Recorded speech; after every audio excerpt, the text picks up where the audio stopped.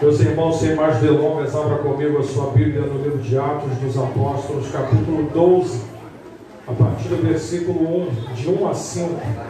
Atos dos Apóstolos, capítulo 12, de 1 a 5. As crianças estão subindo. Enquanto as crianças estão subindo, eu peço, por favor, você nesse momento, esteja agora totalmente concentrado aqui. Você que pode, ponha-se de pé. É uma leitura rápida. Versículos de 1 a 5, capítulo 12 de Atos.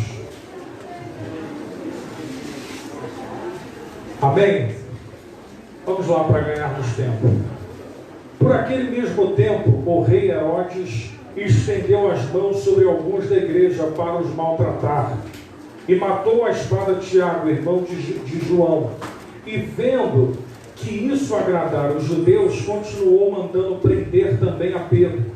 E eram os dias dos asmos, da Páscoa. E havendo-o prendido, o encerrou na prisão, entregando-o a 4 quaternos de soldados para que o guardassem, querendo apresentá-lo ao povo depois da Páscoa. Pedro, pois, era guardado na prisão, mas a igreja fazia contínua oração por ele a Deus. Pode se assentar. Glória a Deus. Meus amados irmãos, prestem atenção no que eu vou falar para você nessa noite. O capítulo 12 fala de um homem chamado Herodes. No início até foi dito aqui sobre Herodes, mas era o Herodes o Grande. Esse Herodes aqui é o Herodes Agripa. Esse Herodes aqui ganhou a cidade da Judéia e da Samaria para governar. Ele se transforma no governador, considerado como a pessoa que reinava naquela região. O imperador Cláudio deu a ele essas cidades para que ele governasse. Vocês perceberam no texto aqui que essas perseguições que estavam acontecendo, de algum modo, os judeus estavam se sentindo agradados, porque você sabe, vinha trazer um outro tipo de mensagem em que o judaísmo era contra, perseguia nas colônias onde havia. Quando nós falamos do capítulo 12, nós temos que nos lembrar que naquele tempo Jesus já havia morrido, né? Estevão tinha sido o primeiro mártir. E quando você olha para Tiago, para agradar o imperador Cláudio e para agradar os judeus, para numa tacada só agradar a ambos, o que Herodes Agripa fez? Esse Herodes Agripa é sobrinho do Herodes Antipas, que foi aquele que degolou João Batista, que porventura, por ocasião, melhor dizendo, era neto de Herodes o Grande, que foi aquele que mandou matar todas as criancinhas de 2 anos para baixo, quando houve aquela questão dos reis magos dizendo que o Messias estava nascendo. Então, para que ele tentasse exterminar, ele mandou matar todas as crianças abaixo de 2 anos. Então, para vocês terem uma ideia, a família de Herodes, ou a dinastia dos Herodes, era um governo que era contra, que estava se opondo. E quando ele toma o governo da cidade de Samaria e da Judéia, o primeiro ato que ele vai fazer é mandar matar. E ele mata o apóstolo Tiago. Tiago é morto. E aí Tiago era irmão de João, os considerados filhos do trovão. Então Tiago é morto. E logo em seguida, Pedro vai ser preso. Por quê? Porque eles queriam dar ao povo uma forma de o povo se acalmar. Por quê? Porque no capítulo 9 está tudo interligado. O Saulo, que nós conhecemos como Paulo, se convertera, aquele que mandava perseguir e matar cristãos. Então você imagine como é que estava o cristianismo naquele primeiro século, a todo vapor. Jesus morreu, houve um problema tremendo, por quê? Porque o corpo sumiu, houve suborno para dizer que na verdade o corpo não havia sumido, mas foi os discípulos que haviam tomado aquele corpo. Então, preste bem atenção, Jesus falou para que eles ficassem em Jerusalém, ficaram, o Espírito Santo foi derramado, começou a mover naquele tempo antigo, tanto que Pedro teve que se explicar em Atos capítulo 11, numa assembleia em Jerusalém, por que agora os gentios estavam recebendo o Espírito Santo. Porque a Bíblia diz que Pedro estava em casa, você pode ler isso no capítulo 10, era por volta de meio-dia, de repente, Pedro estava com fome, ia preparar o almoço, e de repente ele tem uma visão. Ele vê um lençol de 4 pontas descendo dos céus, e nele havia quadrúpedes, havia répteis, havia aves. E aí Deus disse assim numa voz para Pedro, dizendo: toma, mata e come. Pedro disse: não posso fazer isso, é coisa imunda, não posso pôr na minha boca. Falou a segunda vez, a terceira vez o lençol subiu e desapareceu, e na mesma hora o Espírito Santo falou assim: Pedro, na tua porta há alguns homens que vieram, receba-os. Aqueles homens estavam vindo a mão de Cornélio. Cornélio era um centurião que comandava uma guarda de 100 homens romanos, que era piedoso, a Bíblia diz, fazia esmolas, era temente a Deus, e num dia que ele estava jejuando, no dia anterior, a Bíblia diz que apareceu uma luz para ele, o anjo veio até ele, e a mensagem que ele vai receber de Deus é que havia um homem que estava em Jope, chamado Simão Pedro, e estava na casa do homem chamado Simão o Curtidor, para que ele descesse lá, porque Deus queria falar com aquele homem Cornélio. Perceba que o movimento que estava acontecendo estava abalando a todos, abalando aos judeus, porque Paulo era um judeu, fariseu, conhecedor profundo, e mandava matar crente, se converte. O centurião que tinha guarda romana estava dentro da sua casa, haviam amigos, haviam guardas ali também. De repente Pedro começou a falar, o Espírito Santo veio, converteu guardas, converteu amigos, converteu pessoas. Imagine que isso, meu irmão, a história já está começando a ir longe. Imagine isso, que a história está indo para Jerusalém, está indo para as cidades vizinhas. E aí isso havia enfurecido a turba, aquele povo judeu que estava doido para dar um fim nesse movimento. E aí, quando Herodes assume o governo da cidade, a primeira coisa que ele vai fazer é dar a morte de Tiago e prender Pedro. O que acontece? Pedro é preso. O texto vai dizer, você pode ler na sequência, que ele foi levado para uma prisão de segurança máxima, porque Pedro já havia sido livre 2 vezes de prisões. Uma, Deus também havia mandado o seu anjo. Deus, meu irmão, havia guardado Pedro de situações piores. E agora Pedro está preso de uma maneira totalmente diferente. Se você ler essa história aqui, não é igual das outras histórias.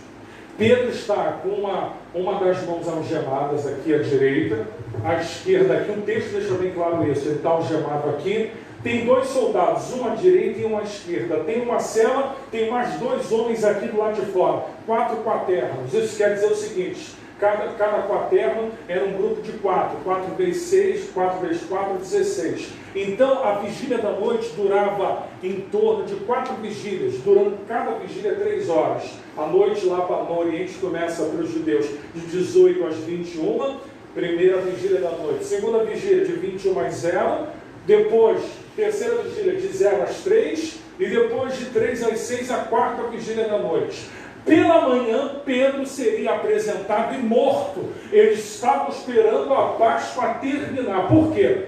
Porque existia uma lei de clemência, que quando a Páscoa estava sendo realizada, os judeus não podiam matar, porque isso fazia parte da Páscoa. Então ele reteve a Pedro naquela prisão, porque haviam pessoas que queriam matar Pedro. Aquele homem vai colocá-lo de maneira que ele pensou na cabeça dele: agora Pedro não vai sair daqui, não tem como Pedro fugir, porque a Bíblia vai falar que quando Pedro está saindo, grilhões de bronze nas pernas e com algemas nas mãos. Não havia aparentemente como Pedro escapar daquela situação. Mas é ali, meu irmão, que eu quero nessa noite iniciar essa mensagem para a tua vida, porque eu imagino que nós passamos esse ano situações difíceis, situações que alguns de repente disseram: mas e agora? Parece que não tem jeito, parece que as coisas apertaram de vez. Meu irmão, Pedro ali está preso, sabe para quê? Para satisfazer já estavam revoltados com aquele movimento que estava convertendo guarda romano, que estava convertendo pessoas que eram do alto escalão do judaísmo, e isso estava perturbando profundamente aquela religião. Mas eu quero que você abra comigo agora. Glória a Deus. Primeiro ponto, capítulo 12, versículo 4 e 5. Preste bem atenção nisso. E havendo prendido, o encerrou na prisão, entregando a 4 quaternos de soldados para que o guarde isso aí, meu irmão. Ele foi guardado dentro da prisão, preste atenção nisso. Querendo apresentá-lo ao povo depois da Páscoa. Versículo 1, parte A. Pedro, pois, era guardado na prisão. Eu não sei se você compreendeu o que eu estou dizendo para você. Nada que acontece na nossa vida, entenda isso para quem crê na palavra, acontece de maneira despropositalmente ou de maneira aleatória. Tudo que acontece na nossa vida tem uma permissão, tem um propósito, está debaixo dos desígnios da vontade de Deus. Sabe o que o texto vai dizer? Que Pedro estava guardado. Ora, preso não fica guardado, preso fica preso. Mas Deus sabia que para Pedro era melhor estar preso com a guarda herodiana. Para Pedro, naquele momento, não era bom estar do lado de fora. Entretanto, Deus tem um propósito aonde nós não sabemos e não dimensionamos que alguma coisa ruim que pareça que está acontecendo aqui, às vezes nós não sabemos que Deus está, às vezes, permitindo, porque Ele sabe que por aqui o caminho seria muito pior para a minha vida e para a sua vida. Deus está no controle de tudo. O primeiro ponto que eu quero que você compreenda é que Deus está nos guardando. Meu irmão, você pode estar assim, mas como é que pode? Eu estou preso. Meu irmão, Deus está te guardando. Quem disse que você está preso? Pedro estava ali. Sabe o que a Bíblia diz? Que Pedro estava dormindo. Oh, meu irmão, estava muito preocupado com o amanhecer de Herodes. Sabe o que é isso, meu irmão? Quem confia em Deus sabe que o sono pode durar uma noite, mas o amanhecer vai mudar, meu irmão. As coisas não vão permanecer. Entenda uma coisa. Olha quantas coisas aconteceram e nós estamos vivos. Quantas coisas aconteceram esse ano? Quantas coisas já aconteceram na tua vida e você está aqui? Por quê, meu irmão? Porque Deus tem um propósito.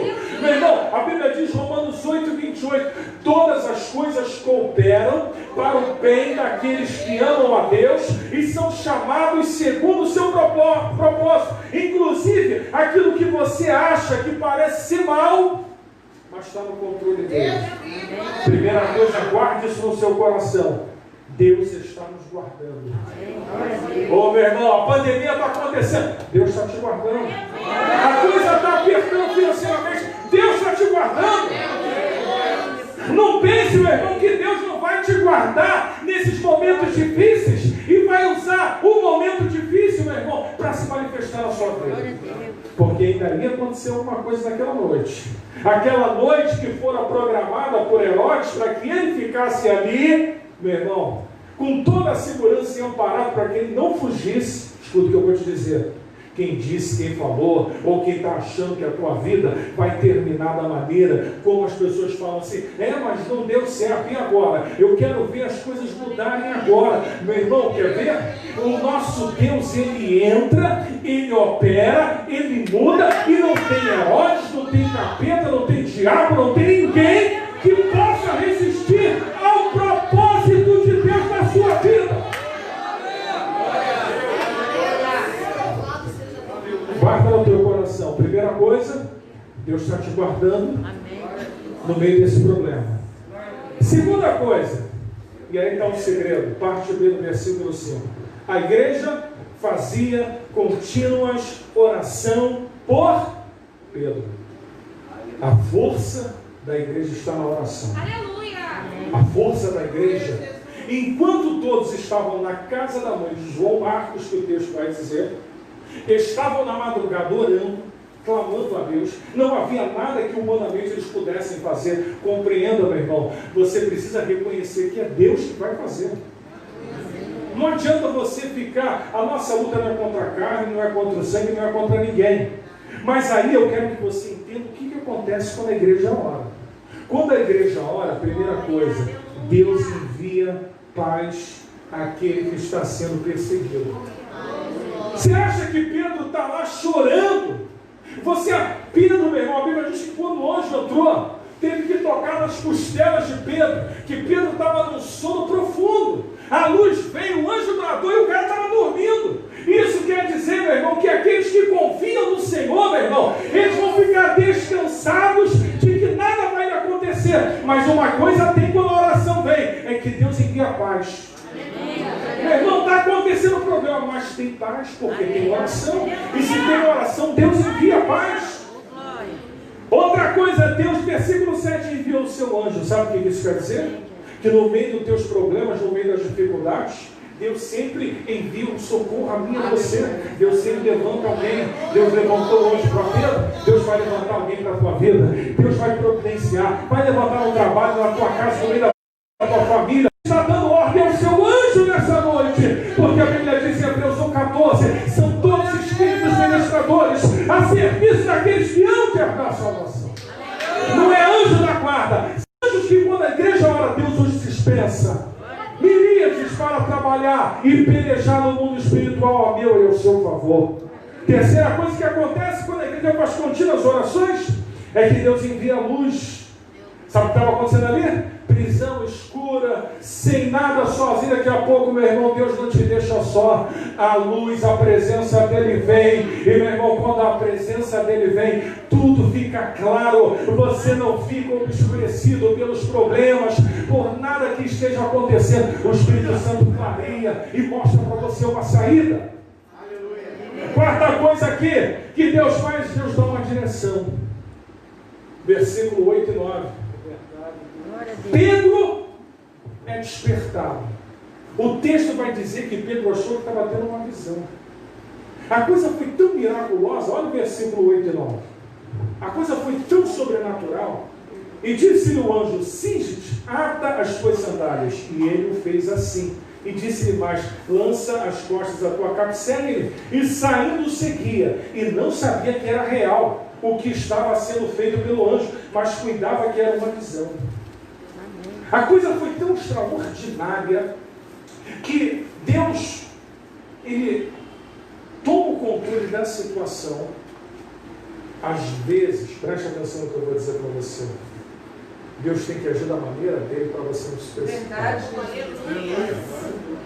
Pedro está andando, passa a primeira guarda, passa a segunda, os guardas não estão vendo nada, a luz está ali, o anjo está ali, e ele está indo. Quando ele chegou lá na porta, Rod, a menina que estava na casa, ouviu falar de Pedro. Mas quando ela foi levar a notícia lá para o povo que estava orando, olha só, olha como é que são as coisas. Está maluca, que Pedro. Perceba, eu estou usando esse exemplo para dizer que às vezes o homem, na sua natureza, na sua pequenez, ele duvida. Deus não permitiu nem a Pedro que tivesse isso. Deus toma o controle, a rédea. Deus faz uma coisa aparecer para Pedro como uma visão. E sendo uma visão, Pedro vai. Porque quem sabe, se fosse uma coisa natural, Deus falasse: vai Pedro, Pedro falou: não vou não. Tem guarda ali, o pessoal está ali. Aí Deus fez o que? Envolveu ele numa visão. Para ele, não para Deus. Pedro achou que era uma visão. Aí Deus falou assim: deixa eu achar que é uma visão. Porque Deus sabe o que fazer. Aleluia. Deus sabe que às vezes o homem perde o controle e às vezes duvida, mas naquela hora não podia ter dúvida. Era uma situação que se ele duvida e para no caminho, ele morre. Então, meu irmão, Deus sabe como fazer. Segundo ponto, a igreja fazia contínuas orações. E Deus, ele dá direção para Pedro. Pedro, passa a primeira guarda. E o interessante é que as algemas de Pedro caíram. Os grilhões de bronze caíram. Aí Pedro falou assim: eu devo estar tendo uma visão? Não é possível. Nada na minha mão, nada nos meus pés. Está muito fácil. Estou andando, a porta está abrindo, abriu a primeira, abriu a segunda. Quando Deus está no controle, Deus faz com que você pareça que esteja vivendo um sonho. Mas é assim mesmo, meu irmão. Deus te leva nesse espírito para que você possa ir e para que quando a coisa aconteça você fale verdadeiramente. Olha o que o apóstolo Pedro falou: verdadeiramente Deus enviou o seu anjo. Aleluia! Depois ele se deu conta, isso daqui não foi história não, não foi visão não, foi real. Glória a Deus. Terceira coisa, versículo 7, me acompanhe, ele vai dizer assim: e eis que, a versão de alguns está sobreveio, na outras versões está de repente, o anjo do Senhor resplandeceu, uma luz na prisão. Terceira coisa que eu quero que você preste atenção, é como Deus faz, é o inesperado, é o de repente, é aquilo que você não está mais esperando. Pedro estava preso, e de repente, eu me lembro quando Deus disse para Moisés: eu vou contigo. Moisés pede uma garantia. Deus fala: eu mando meu anjo à tua frente. Aleluia. Então eu aprendo aqui, meu irmão, que Deus, ele entra assim de repente. Veio aquela evocação da glória de Deus. De repente. São coisas que Deus faz que você não espera. E eu quero profetizar sobre a tua vida aqui. Ainda em 2020. Vai acontecer na tua vida um de repente. Vai acontecer como aconteceu com Pedro. Ele não estava esperando. Ele estava no sono, descansando, confiando em Deus. Mas da maneira como Deus faz, ainda é mais surpreendente. Porque a gente sabe que Deus está no controle, mas da maneira como Deus fez, foi mais surpreendente. Eu quero profetizar para a tua vida que o que vai acontecer para você saber que é Deus, vai ser surpreendente. Deus está mandando dizer isso para alguém aqui. Vai ser surpreendente. Você fala assim: foi Deus naquele dia.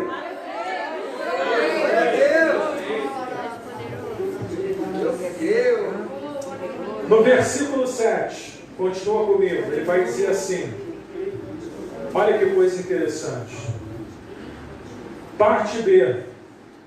E tocando a Pedro no lado, o despertou, dizendo: levanta-te depressa. E lhe caíram das mãos as cadeias. Quarta coisa, perceba que Pedro está num sono profundo.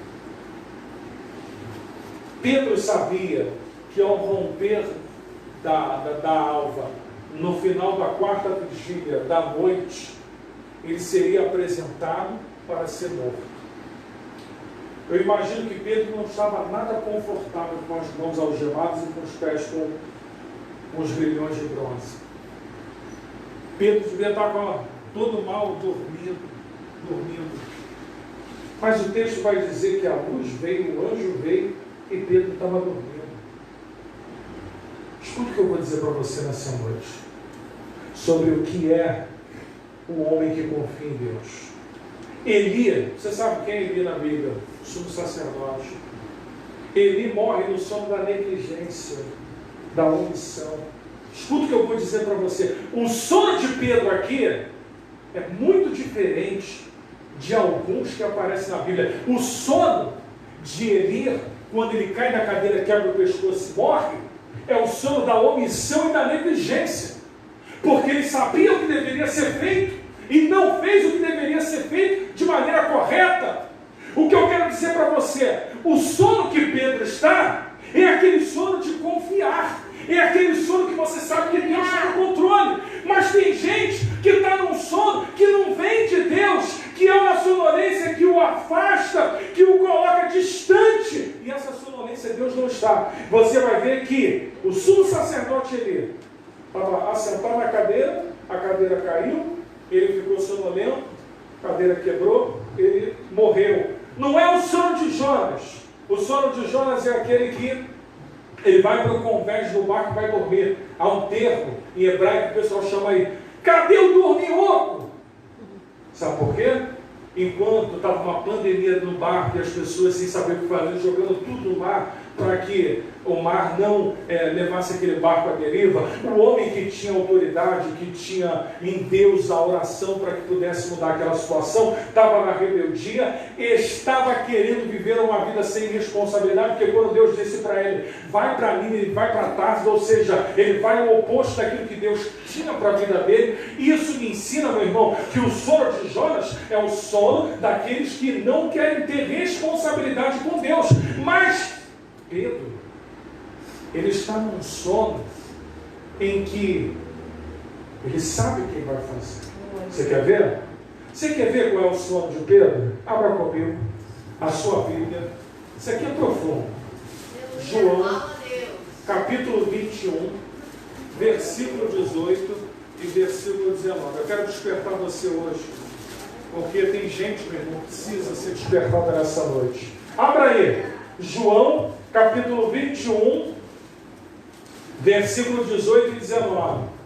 Jesus disse para Pedro, quem disse foi Jesus, na verdade te digo, quando eras mais moço, te cingia a ti mesmo e andava por onde querias. Mas quando já fores o quê?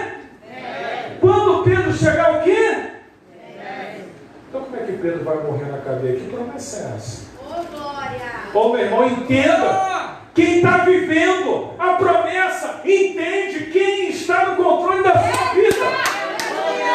Olha o que o texto fala. E estenderás as mãos, e outro te cingerá e te levará para onde você não queiras.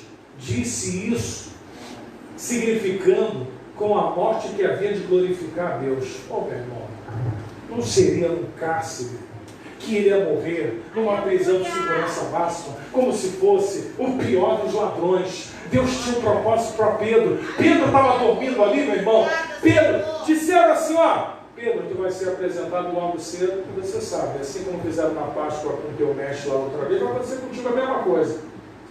Mas, meu irmão, eu nunca vi isso. Um cara dormir, o anjo bradar, a luz vir, e o anjo tem que falar assim, desperta, cara. Eita, sim, Deus, gente. Aleluia. Vambora.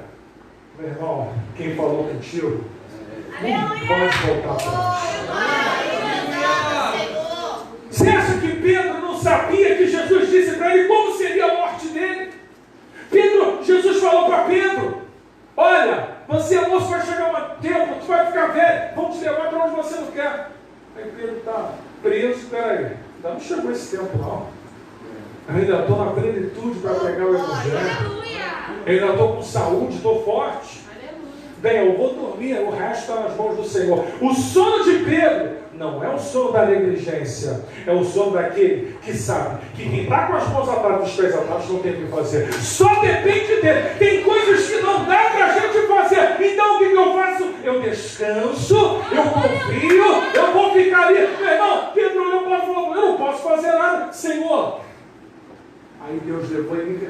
Deus foi tão bom que Deus falou, vou tirar esse homem daqui numa forma de visão, que ele vai achar que é visão. Mas Deus veio com a glória dele dentro daquela cadeia. Oh, aleluia. Herodes achou que com todos aqueles guardas e com todo aquele esquema de segurança, ele ia reter a palavra. Não podia reter a palavra, meu irmão, porque quem levantou aquele homem, quem deu a chave da autoridade a Pedro, quem disse que sobre Pedro ele edificaria a sua igreja, não que a igreja católica diz, dizendo que a igreja começa ali, mas Jesus deu a Pedro a autoridade do reino para orar e para Deus operar. Sabe o que acontece? Você vai ver na Bíblia o sono que Paulo revela, que é o sono da intermitência, ou sono intermitente, que é aquelas pessoas que Paulo vai dizer lá em Efésios 5,14, pelo que despertam tu que dormes, levanta-te dentre os mortos, e Cristo te esclarecerá. Sabe o que Paulo está dizendo? Que tem pessoas que estão lá fora dormindo, estão no mundo confiando nas coisas e presas às coisas do mundo. É um sono intermitente, onde uma hora está bem, outra hora está mal, uma hora está aqui, outra hora está lá, e a pessoa está numa sonolência. Perceba o que eu falei para você nessa noite aqui. Tocando em Pedro, despertou do sono. O sono de Pedro não era de Jonas, não era o sono intermitente que Paulo fala, e o sono de Pedro não era o sono de Elias, era o sono daquele que tinha promessa, era o sono daquele que ouviu do próprio Jesus dizendo: vai chegar uma época que você não vai te cingir mais, você vai ser levado, você vai morrer assim. Pedro falou: bem, será que eu ainda estou nessa fase de alguém me levar? Ou o que Jesus falou para mim lá de terra? Meu irmão, Pedro estava vendo coisas maravilhosas. Uma coisa é quando você está experimentando aquilo e você ainda tem dúvida. Outra coisa é quando a coisa já é natural e você já sabe que Jesus faz aquilo. Então, meu irmão, já não há mais desconfiança daquilo que ele pode fazer. Aí o versículo 8, ele vai dizer assim, deixa eu correr. E disse-lhe o anjo: cinge-te, ata tuas sandálias. E ele o fez assim. E disse-lhe mais: lança as costas, a capa e segue-me. Quinta coisa, Jesus está dizendo para você assim: levanta, cinge teus lombos, calça as sandálias. Mas ele está dizendo para você assim: põe a tua capa e me segue. A capa era símbolo no passado daquelas pessoas que viajavam, eram protegidas pelo sol e pelo frio da noite. Porém, na Bíblia, a capa, ela tem outros significados. A capa na Bíblia é chamado, é ministério. Elias disse para Eliseu: se me vires ser tomado por Deus, então pode pedir o que você quiser. E naquela hora a capa foi lançada sobre Eliseu. Sabe o que isso quer dizer, meu irmão? Chamado. Então eu aprendo que quando Pedro está ali e o anjo diz para ele: toma a capa e coloca a capa. Primeira coisa que eu quero que você entenda aqui, meu irmão, dentro desse chamado ministério, a capa de Elias representa milagres. Essa capa fala de algo que vem sobre você. Deus quer te revestir, Deus quer colocar unção, Deus te chamou. Meu irmão, não fica parado. Se tirar a tua capa, põe ela de volta, porque quando Pedro coloca, é porque ela havia sido tirada, ela estava de lado, mas quando falou: pega a tua capa, coloca, e continuou. Se alguém tentou tirar a tua capa, se alguém tentou tirar aquilo que estava na tua mão, meu irmão, levanta agora, porque Deus está colocando a capa sobre a tua vida. A capa de Elias representava autoridade, representava poder e sinais para operar em nome de Jesus. Outra coisa, meu irmão, Glória a Deus. teve um cego chamado Bartimeu, e que naquele dia que ele teve um encontro com Jesus, a capa que estava sobre ele foi lançada. Sabe por quê? Deixa eu dizer uma coisa para você: vai haver uma virada na tua vida. Creia nisso. Naquele dia, na vida de Bartimeu, aquela capa foi lançada. Escuta o que eu vou dizer. Tem momentos que você tem que tirar coisas da tua vida que aquilo não serve. Porque aquela capa era de mendicância. Aquela capa não era de Deus. Aquela capa era para estar sobre uma pessoa que estava moribunda, que estava mendigando, e aí houve o contrário. A capa teve que ser arrancada. Aquele dia que a capa de Bartimeu caiu e saiu, o milagre chegou e houve uma virada. Deus está dizendo para você: arranca essa capa que não é minha, não é minha autoridade, é coisas que estão amarrando a tua vida, não é autoridade sobre você, arranca. Coisas que estão prendendo o teu ministério, a tua vida. Aleluia. E aí, existe uma outra capa. A capa de Aías. Era novinha, está no texto lá do livro de Reis 11:29, 2 Reis, 1 Reis. Representava um tempo de restauração. A capa de Aías, quando ele olha para Jeroboão, aquela capa vai ser rasgada em 10 pedaços. Aquela capa representa algo que vai acontecer no futuro sobre a tua vida. Há uma capa, meu irmão, que vai vir e ela vai representar mudança na tua história, mudança na tua vida, mudança no teu futuro. A capa de Elias, a autoridade. A capa de Bartimeu, lançar fora aquilo que não é meu. Mas a capa de Aías é olhar para o futuro. Há algo de Deus vindo sobre a tua vida novo. A capa de Aías era novinha, mas ele foi lá e Sexta coisa, estou correndo, vou acabar no horário. Versículo 12 a 15. Olha o que aconteceu. Pedro é levado por aquele anjo, ele passa a primeira, a segunda porta, principal, a primeira guarda, a segunda, sai do portão de carro, de repente ele está na rua. E ele se dá conta que o anjo fez aquilo, e aí ele vai para onde? Para a casa da mãe de João Marcos. Diz assim o versículo 12 a 15. Atos 12. Versículo 11. E Pedro, tornando a si, disse: agora sei que verdadeiramente que o Senhor enviou o seu anjo e me livrou da mão de Herodes, e tudo que o povo dos judeus esperava.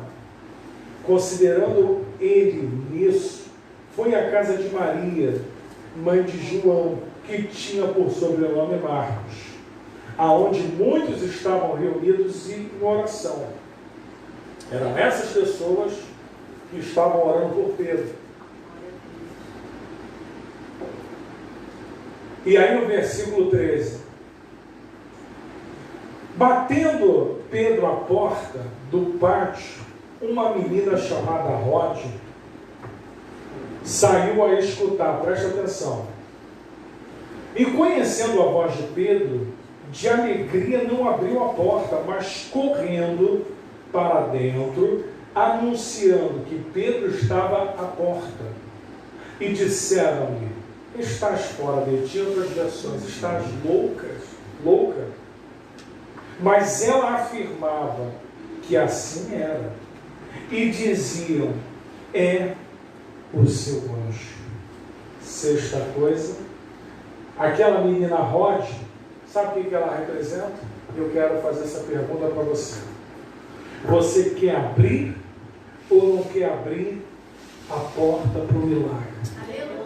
Rode sabia quem estava lá, mas os que estavam na casa estavam duvidosos. A pergunta que eu faço para você hoje: você quer abrir a porta para o milagre entrar? Porque aquilo ali é a resposta de oração. Eles estavam orando tanto, de repente a resposta chega na porta da casa deles. Quem sabe, meu irmão, Deus está dizendo isso para você, para acalmar o teu coração, porque a resposta da tua oração vai chegar na porta da tua casa. As pessoas vão levar para você lá a notícia de que aconteceu. Não fica surpreso, fala assim: mas será que isso é para mim? Que a pessoa às vezes recebe a notícia e fica: será que é para mim mesmo? Não, meu irmão, é para você. Se vier, toma posse e fala assim: não é meu, não, deixa que eu assino aqui, é meu.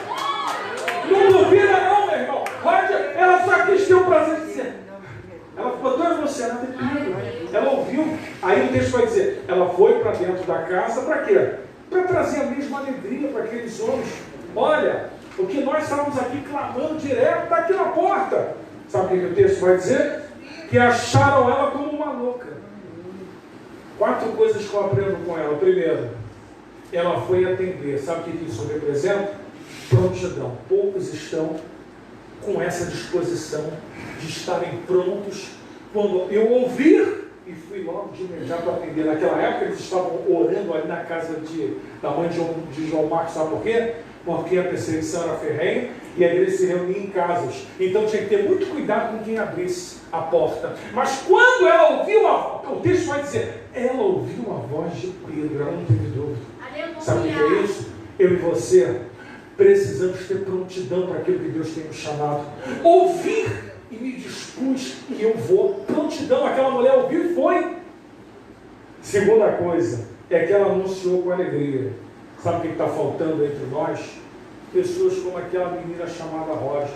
Pessoas que tenham entusiasmo. Oh, aleluia! Falou que vai fazer as coisas, oh glória, vamos fazer! Você precisa ter entusiasmo, porque entusiasmo, ele contagia quem está com a volta e que não está nesse mesmo espírito. Aquela mulher foi cheia de alegria, cheia de entusiasmo. Entusiasmo. Foi que nem Maria Madalena. Estava todo mundo reunido na casa. Maria Madalena veio correndo, só porque ela era uma ex-prostituta, né? E mulher naquela época tinha aquele mundo fechado e tal, machismo, aquela cultura predominante no Oriente. Quando ela chega e fala assim, olha, ele não está lá, não, eu vi. O primeiro a duvidar foi Pedro. Para vocês terem uma ideia como o homem é falho. Aquela mulher disse, eu vi o mestre, ele não estava lá. Aí depois Pedro foi correndo para ver. Porque às vezes, meu irmão, nós ficamos assim. E às vezes Deus coloca pessoas para nos entusiasmar, para sair da incredulidade, para sair dessa coisa de... Glória a Deus. Eu não preciso ver para acreditar, meu irmão. O que me move já me faz acreditar antes de alguém disser para mim que ele pode vir a fazer. Uma outra coisa que eu aprendo com ela é que ela acreditou que era Pedro quando bateu a porta. Confiança, fé. Ela não duvidou. Sabe o que isso é? Quem sabe e quem acredita naquilo que tem ouvido e tem recebido. Aquela mulher confiou. Eu imagino que o pessoal fala assim, está louco, uma hora dessa da noite, madrugada, porque ele vai sair na vigília da noite, ele vai ser liberto numa noite, numa hora que ninguém estava orando aqui esperava, os que estavam lá também não imaginavam o que estava acontecendo, mas é a ação de Deus, meu irmão, assim, ninguém espera. Ninguém sabe a hora, o momento do haja, de repente, se Deus quiser fazer, Ele vai fazer, e as pessoas vão ficar atônitas, perplexas, e às vezes quem está na casa duvida. Sabe o que diz o texto? Os anjos visitaram a Abraão e Sara, entraram na tenda, conversaram, daqui a pouco Sara começou a rir. Deus disse, por que ris no teu coração? Por acaso alguma coisa difícil para Deus? No tempo de uma vida darás a luz, terás um filho. No ano seguinte aquela mulher estava grávida. Sabe por que ela riu? Porque dentro daquilo que nós olhamos para o ser humano, ela tinha 90 anos. Já deve falar assim, eu já passei dos costumes das mulheres, o anjo deve estar brincando comigo. Mas não, meu irmão, acredita naquele que fala para você. Acredita, porque Deus vai falar coisas para você surpreendentes. Acredita. Aquela mulher no primeiro momento não acreditou, mas Deus vai sempre te estimular. Acredita. Aí Deus pega uma menina para poder surpreender todo mundo na casa. A notícia vai ser dada por uma menina. E aí todo mundo fala, tá maluca, menina. Vai lá cuidar das coisas, deve ser uma criada dentro da casa, vai lá cuidar das coisas. Não, mas é Pedro que está aqui. Quarta coisa que eu aprendo com essa mulher. Ela insistiu para que os outros viessem à porta. Sabe o que é isso? Tem aqueles que estão na perseverança. As pessoas estão tudo dizendo que não, mas você está falando, é assim, vem, vambora. Não, deixa eu perder, você está orando aqui por Pedro. E aí eu falo, você está orando por Pedro, mas Pedro está na porta. Porque, meu irmão, às vezes nós não acreditamos que Deus, Ele pode fazer muito mais do que a gente pede. Escuta o que eu vou dizer para você. Deus vai ser para você o tamanho daquilo que você acredita que Ele é. Você vai chegar aonde você acredita que Deus pode fazer você chegar. Deus vai fazer na tua vida aquilo que você acredita que Ele vai fazer. Vai ser assim, sabe por quê? Porque Deus está fazendo na frente de alguém. Tem que ter corações que creiam. A Bíblia diz em Hebreus 11:6. A Bíblia diz que Ele se achega àqueles que andam com Ele e é galardoador daqueles que o buscam. Ele vai dizer assim, Deus, aqueles que se achegam devem crer nele. Crer que Ele existe. Porque Ele galardoa. Põe-se de pé. Sabe o que acontece naquele dia? Versículos 18, 19, 24 e 25 termina. Versículo 18. Sendo já dia, houve não pouco alvoroço entre os soldados sobre o que seria feito de Pedro. Quando Herodes procurou e não achou, foi feita inquirição aos guardas e mandou matar. E partiram da Judéia para Cesareia e ficou ali. Escute o que eu vou dizer. Todos aqueles guardas que estavam achando que iam prender Pedro morreram. Porque todos aqueles que achavam que iam prender a tua vida não puderam prender. Aí o versículo 24 e 25. E a palavra de Deus, aliás, capítulo, agora versículo 21. E no dia designado, vestindo Herodes as vestes reais, porque a intenção dele nesse dia já era estar com Pedro ali, para poder fazer o que tinha que ser feito. Com as vestes reais estava assentado no tribunal. Ele dirigiu a palavra. E o povo exclamava, olha o povo, olha a pedra, que aquele povo ali era uma pedra. Voz de Deus e não de homem. No mesmo instante, feriu-o o anjo do Senhor, porque não deu glória a Deus e foi comido por bichos e expirou. E a palavra de Deus crescia. Os guardas e Herodes, que acharam que ia prender a Pedro, no dia seguinte estavam todos mortos. Essa história na Bíblia se repete muitas vezes. Os 185 mil assírios que estavam no acampamento, achando que iam poder tocar em Ezequias, achando que iam poder tocar na vida daquele homem. Mas, aliás, Ezequias, deixa eu lembrar aqui, é tanta coisa que vem na cabeça que a gente às vezes tem que pensar. Estava falando de, não, essa passagem aí está tratando de Eliseu e Geazi. 185 mil assírios do exército de Senaqueribe. É o rei Ezequias mesmo. É que a gente precisa fazer um filtro aqui, que é muita coisa. Naquela noite um anjo veio e matou os 185 mil. Vai ser sempre assim. Nos 48 do segundo tempo, Amã já estava pronto para fazer o desfile público, para marchar a cidade como primeiro-ministro da cidade dos Medos Persas. E aí o rei, naquela noite, não dormiu. Não dormiu por quê? Porque Deus tem todo o controle nas suas mãos. E trouxe uma insônia sobre o rei viu quem fez justiça. Não? Quando Bigtan e Teres tentaram matar o rei, a justiça foi dada para a pessoa errada, para Amã. Amã providenciou a morte de todo mundo. E já tinha esquematizado, na fortaleza de Suzã vai morrer todos os judeus, na outra província vai morrer todo mundo. Todos enforcados no dia e na hora. Mas, meu irmão, nosso Deus não dorme, não tosqueneja. Na madrugada, aleluia. Perceba que a madrugada é o momento que Deus age. Ô, meu irmão, o povo estava orando na madrugada, Deus ouviu, arrancou Pedro da prisão. O povo, meu irmão, quando está orando, o povo medo que estava lá, cativo lá entre os medos, a Bíblia vai dizer, meu irmão, que naquela madrugada houve uma ação divina. Pela manhã, quando aquele homem achou que ia ser honrado, ele levou o cavalo para que Mardoqueu montasse, andasse e desfilasse na cidade, e depois ele e todos os seus familiares e todos aqueles que estavam com ele foram mortos. O que eu quero dizer para você é o cuidado de Deus. Cuidado. Porque ainda como quando o homem acha que Pedro estava na terceira prisão. Pedro já tinha sido preso em Atos 4:3, em Atos 5:18 e agora em Atos 12:5. O povo estava orando. Ou seja, já não era marinheiro de primeira viagem.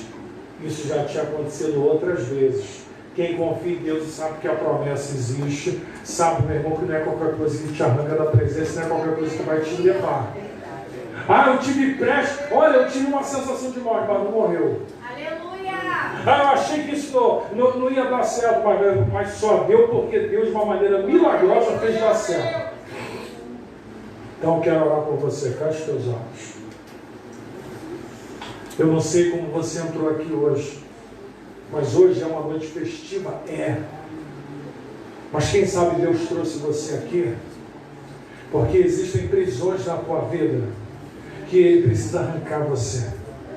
Prisões que têm aprisionado a tua vida. E quem sabe hoje é o dia de Deus arrancar essas cadeias, essas escamas, trazer sobre a tua vida uma nova vida. Eu quero terminar orando antes de entrar na ceia. Se alguém aqui nessa noite que quer colocar a sua vida diante de Deus, que quer se reconciliar com os caminhos do Senhor, que quer dar um passo de mudança na sua vida, hoje Deus diz para você que todas essas cadeias vão cair. Se você vier caminhando, vai acontecer como Pedro. Pedro foi andando, foi caindo nas correntes, as algemas, e quando ele viu, ele já estava liberto, ele já estava fora daquele lugar. Meu irmão, Deus está te chamando, sai do mundo, porque quando você sair da posição que você está, e você vier aqui à frente, as escamas vão cair, as correntes vão cair, e você vai sair dessa casa liberto. Se você crê nisso, esse convite é para você. Quem quer entregar a sua vida para Jesus aqui nessa noite? Alguém aqui que quer fazer esse voto com Deus? Eu quero entregar minha vida, eu quero voltar para os caminhos, eu quero largar tudo, eu quero entregar. Alguém nessa noite que quer colocar a sua vida diante de Deus? Alguém sai do seu lugar. Isso, sai do seu lugar. Deus está te chamando, eu quero arrancar de prisões que estão amarrando a tua vida. Sai. Se o Espírito Santo tem falado ao teu coração, não sai daqui com isso revestindo o teu interior, não. Senão tu vai sair daqui, tu não vai ficar nem bem com isso na tua casa. Porque é para hoje. O convite não é para amanhã, não é para depois da manhã. Eu não sei o que vai acontecer amanhã, mas Deus está dizendo, vem agora. É para agora. Deus quer fazer mudança, Deus quer libertar, Deus quer agir no seu coração. Se o Espírito Santo está te chamando, corre, corre, vem cá. Eu quero orar por você, porque hoje é noite de cair cadeias que estavam prendendo você.